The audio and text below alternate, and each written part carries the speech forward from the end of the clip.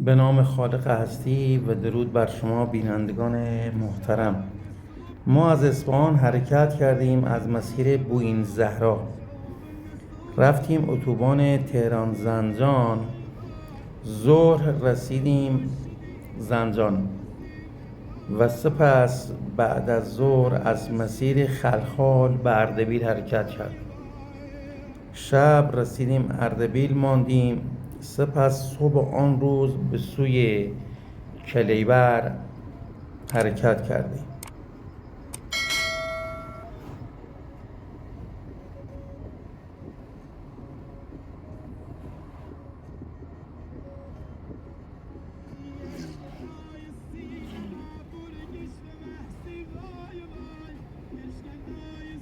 خب ما الان رسیدیم کلیبر، بعد به سمت قلعه بابک خرمدین.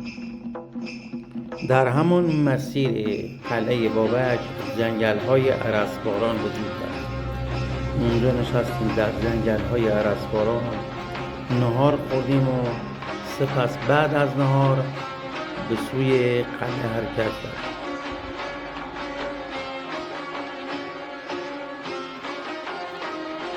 خب ما رسیدیم در این منطقه. اینجا جایی هست که گفتن باید ماشین رو پارک کنید اینجا، با یه ماشین کمکدار در بس کنید، مقداری از جاده رو با پاترول بالا برید. بعد از اونجا به بعد و خب پای قلعه بابک ما یه پاترول در بس کردیم تا بریم سمت قلعه بابک.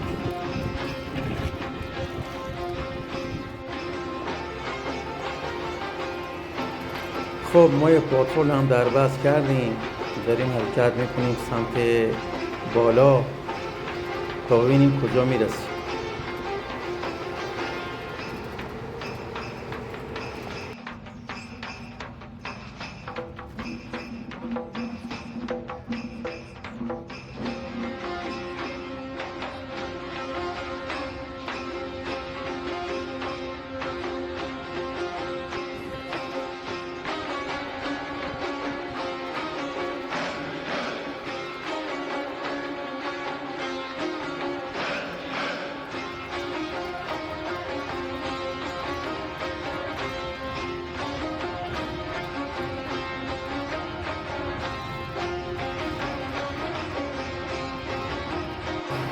این هم آخرین مسیری که با پاترول اومدیم و الان دیگه نمیتونیم بریم بالا، باید الان از پایین قلعه پیاده بریم. این مسیر این کوه و قلعه رو باید پیاده بریم، خیلی هم راحت.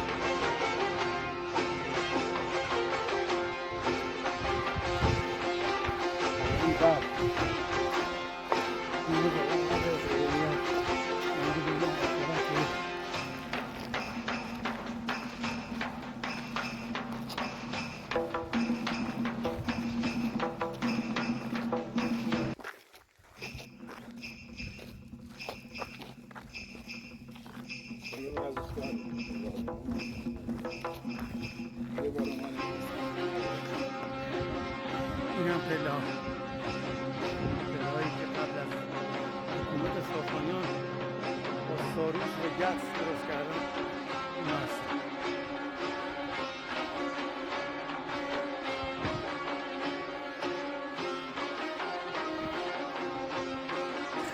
بر اساس روایتی که میر محمود بنی هاشم نقل کرده، این قلعه تا سال 1330 خورشیدی با نام‌های قیزقلسی و قلعه جمهور یا قلعه بزم شهرت داشته است. در تابستان آن سال وی که 19 سال داشته به همراه شروین باوند استاد وی در دانشگاه تبریز برای کوهنوردی به مکان قلعه رفتند. در آنجا شروین باوند پس از گشتن و وارسی قلعه اظهار کرده که اینجا قلعه بابک خرمدین است. به دنبال آن این قلعه به بابک خرمدین منسوب شده و حتی نام قلعه تغییر کرده و با نام قلعه بابک رواج داده شده است. یک گردشگر کانادایی کلیبر را اینگونه توصیف می کند: شهری دور افتاده و خواب‌آلود در میان کوههای سر به فلک کشیده‌ای که قلعه‌هایشان در زیر مه غلیظ از دیده پنهان شده‌اند، مکانی است عالی به طراوت و سرسبزی انگلیس و برای ذهنیت ما از طبیعت کبیری و خشکی ایران. بخش عمده این توصیف مرهون چشمانداز کوهستانی اطراف قلعه است. دامنهای پایین دستی قلعه بخشی از جنگل‌های ارسباران هستند که به علت نزدیکی به مقر اداره محیطبانی در شهر دست نخورده باقی مانده است. زیبایی‌های طبیعی و ویژگی‌های تاریخی دژ بابک از مکان‌های سالیانه علاقه‌مندان بسیاری را رهسپار این منطقه می‌کند. سرزمین خرمدینان و پیروان این آیین ایرانی تقریباً سراسر ایران بوده است. از یک سو به طبرستان می‌رسیده، چنان که درباره مازیار نوشتند چون بر معتصم بیرون آمد همه مسلمانان را از کار باز داشت و به جایشان زرتشتیان و خرمدینان را گماشت و بر مسلمانان امیر کرد و ایشان را گفت مسجدها را ویران کنند و نشانه اسلام را از میان بردارند. این سرزمین از سوی دیگر به بلخ می رسیده است، چنان که ابن ندیم در کتاب الفهرست می گوید برخی مردم بومسلمیه را خرمدینیه می نامند و گویند گروهی از ایشان در بلخ هستند. سرزمینی که بابک خرمدین در آن فرمانروایی می کرده و آیین خود را در آن رواج داده است، سرزمین پهناوری است در شمال غربی ایران امروز که قسمتی از آن اکنون در آذربایجان ایران و قسمتی دیگر در جمهوری شوروی سوسیالیستی آذربایجان است که در قدیم بیشتر به نام اران معروف بود. از زمانهای بسیار قدیم قومی از نژاد آریایی در این سرزمین سکنا گرفتند که ایرانیان به دیشان آلان و آلانی گفتند و این کلمه را در زبانهای اروپایی قدیم مخصوصاً در یونانی آلبان و سرزمینشان را آلبانیا ضبط کردند و گاهی نیز به خطا آریانیا نوشتند. در زبانهای ایران در زمانهای نزدیکتر به ما آلان را آران نوشتند و تازیان که به دانجا رفتند نخست نام آن را آلران ضبط کردند. نخست سرزمین آران را ناحیه‌ای می‌دانستند که شهر دربند در شمال شرقی آن و شهر تفلیس در مغرب آن و رود ارس در جنوب و جنوب غربی آن بوده و در زمان بابک شامل همین ناحیه بوده است. در زمانهای بعد آران را سرزمین می‌دانستند که در میان شروان و آذربایجان ایران بوده است. کامروایی بابک. تاریخ نویسان عموماً مدت کامروایی بابک را در این سرزمین 20 سال نوشتند و طبری 30 سال می نویسد. دوره جنگ‌های خرمدینان به شمار درست 61 سال بوده است، زیرا که در سال 1062 هجری بیرون آمدند و در سال 233 هجری بابک دستگیر و کشته شده است. مأمون و معتصم کوشش‌های فراوان در برانداختن ایشان کردند و مدت 39 سال چندین بار سپاه فراوان به جنگشان فرستادند و همه کسانی که در این مدت به لشکرکشی و کارفرمایی در دربار بغداد مأمور و معروف بودند هر یک به نوبت خیش با ایشان جنگ کرده و ناکام بازگشتند و برخی در زد و خورد با ایشان کشته شدند. سبب ناکامی این همه لشکرکشان در جنگ با بابک در ظاهر چنین می نماید که سرمای سخت و تنگی و دشواری راه‌های مشرق آذربایجان و کوهستان سبلان بوده است. اما اندک تأملی در باطن کار آشکار می کند که سبب کامرانی بابک و ناکامی دشمنان اتفاق کلمه و همداستانی مردم آذربایجان و پایداریشان در پیروی نکردن و تاب نیاوردن در برابر سلطه تازیان بوده و حکمرانی و کامروایی بابک را باید راستی جنبش ملی ایرانیان در برابر تازیان دانست. درود بر روح روان بابک. خب، آغاز جنگ‌های بابک. درباره جنگ‌هایی که بابک با لشکریان خلفای بغداد کرده است، برخی از جزئیات را تاریخ نویسان ضبط کردند. حاج خلیفه در تقویم التواریخ آغاز کار خرمدینان را در کوهستان آذربایجان در سال 192 هجری آورده و میگوید هلاکی آن قوم به دست حازم گویا این همان سالی است که جاوید ابن شهرک بیرون آمده است. بعد از جنگ‌های متعدد که مأمون به جنگ بابک میفرستاد و شکست میخوردند تا رسید در سال 220 هجری. از آن پس دیگه مجبور شدند که کسی از ایرانیان را به جنگ ایرانی بفرستند. در سال بعد یعنی در سال 220 هجری معتصم افشین را مأمور جنگ با بابک کرد. نام افشین خیدر یا خنویر پسر کاووس بود که برخی از مؤلفان به خدا حیدر ضبط کردند. افشین از زمانهای قدیم لقب و عنوان پادشاهان امیران محلی اسروشنه را در اقصای ماوراءالنهر بود که حکمرانی آن دیار از زمان ساسانیان پدر بر پسر داشتند. اسروشنه یا اسروشنه که امروز بیشتر استروشنه می نویسند هنوز از آبادی‌های درجه دوم جمهوری شوروی ازبکستان است.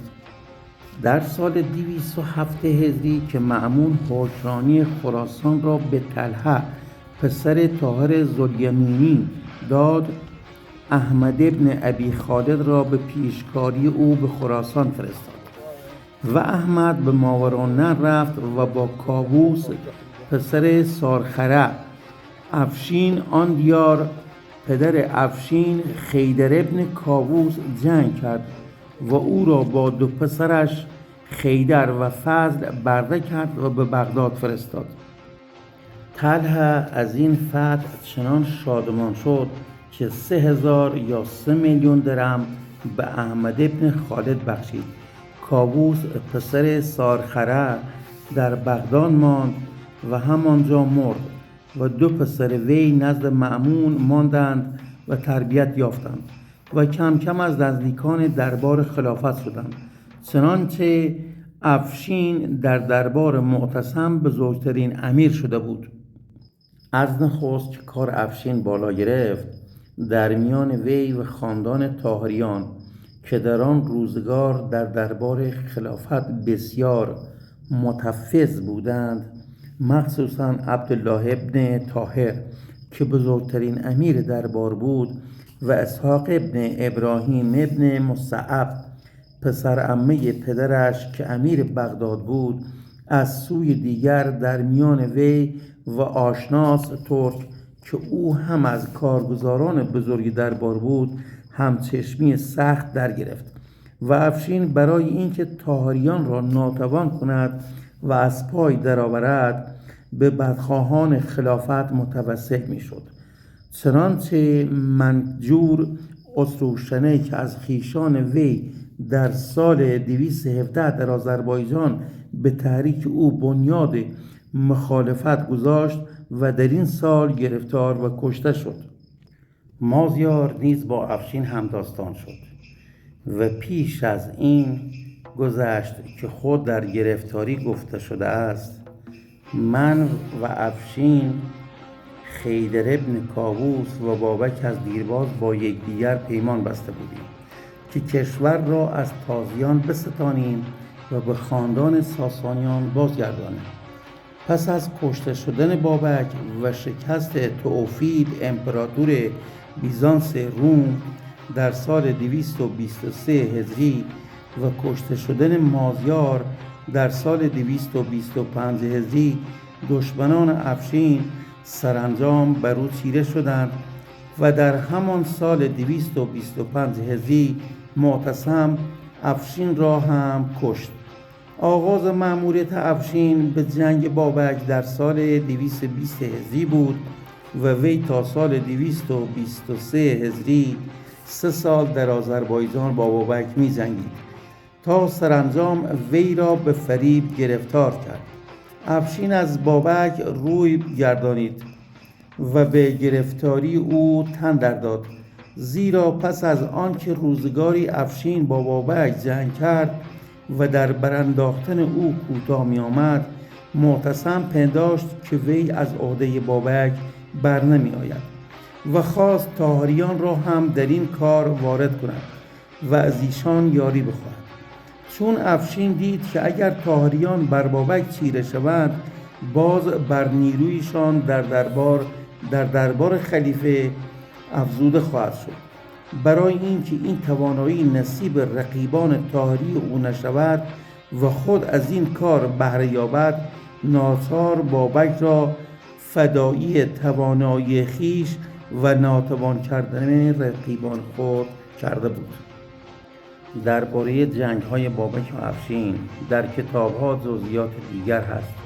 از آن جمله طبری می‌نویسد چون معتصم در کار بابک بیچاره شد، اختیار بر افشین افتاد و در آن زمان که مهدی سپاه از ماورالنهر خواسته بود، افشین و برادرش فضل ابن کاووس و 5 تن از خویشانش، یکی را دیوداد نام و ابو سیاه گنید بود، با 4 کس دیگر با آن سپاه آمده بودند.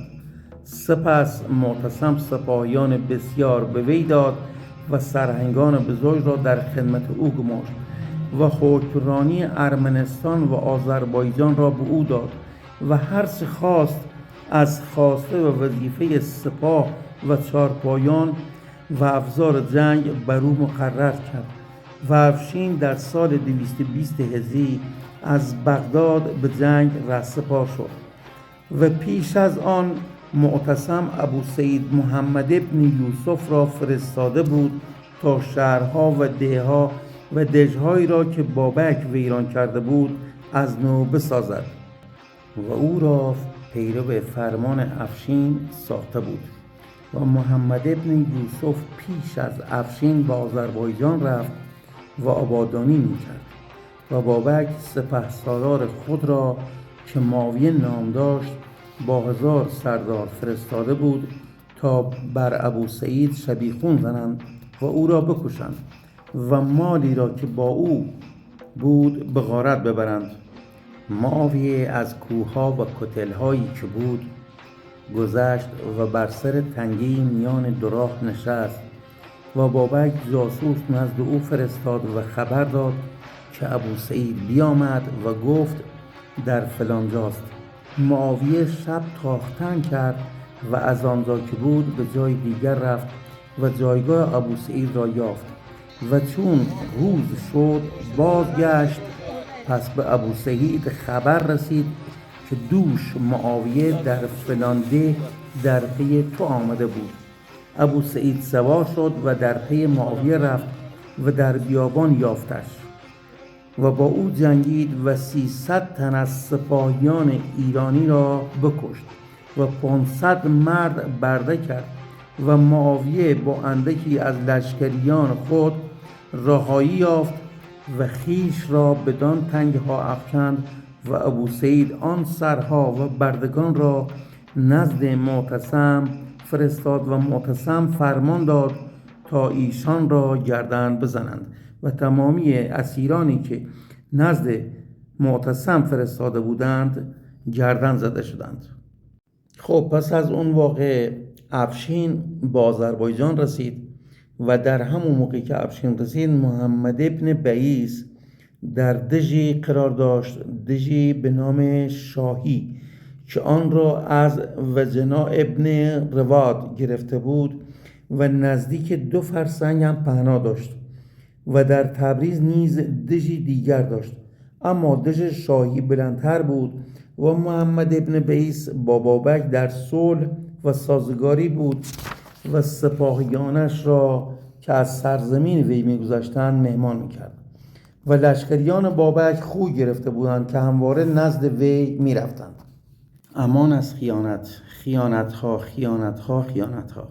اینجا چون معاویه شکست خورد، بابک سپاه دیگری به فرماندهی اسمت نام از سپهسالاران خود فرستاد و وی با 3000 مرد آمد و در دژ محمد ابن بعیس فرود آمد و در آن جایگاه گرفته و محمد ابن بعیس را از آمدن افشین و سپاه وی آگاهی رسید. چون اسمت به در دژ فرود آمد، محمد ابن بعیس برای لشکر او علف فرستاد و چون شب شد خود آمد و اسمت را با 10 تن از سرداران سپاه بابک مهمان کرد و چون اینها را مست کردند، محمد ابن بعیس آن 10 تن را کشت و اسمت را دست بست و او را گفت تو جان خویشتن را دوست داری یا آن مردمان و یاران خود را؟ وی گفت جان خویش را.